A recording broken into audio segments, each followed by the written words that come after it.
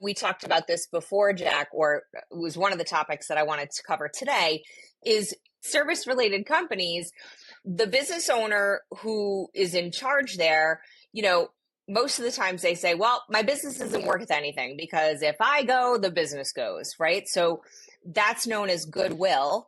And that always is a component of a business valuation from the service side of things. Is that right, Jack?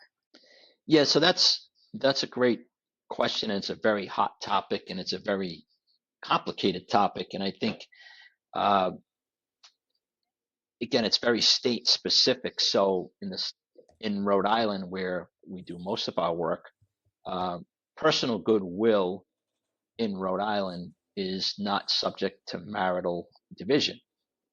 So, for example, if we have a solo practitioner dental practice and the dentist has maybe a receptionist and maybe a hygienist, and that business needs to be valued for marital separation.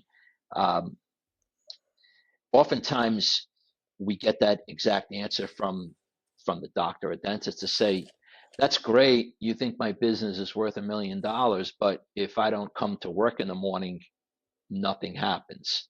Versus a 20-person dental office or 20-person doctor office that they still 19 doctors practicing. So if one person doesn't show up, the business doesn't fold.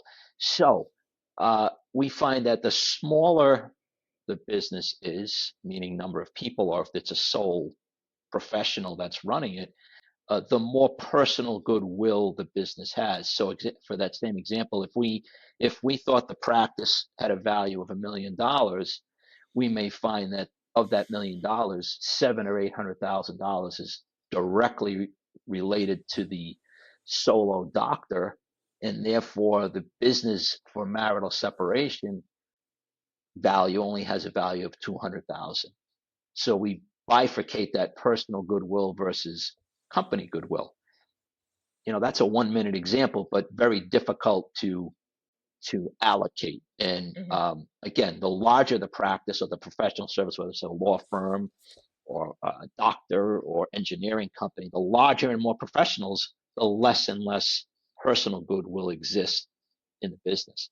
So, while the business may have value, a lot of it may be personal goodwill, and that's a bad thing for the outspouse, but good for the in-spouse that has the practice. So that's a hot topic. In some states, I can tell you, don't differentiate where there is no personal goodwill aspect, and therefore, if the dental practice is worth $1 million, there is no bifurcation, and therefore the whole $1 million could be subject to marital separation on the balance sheet. So Wow.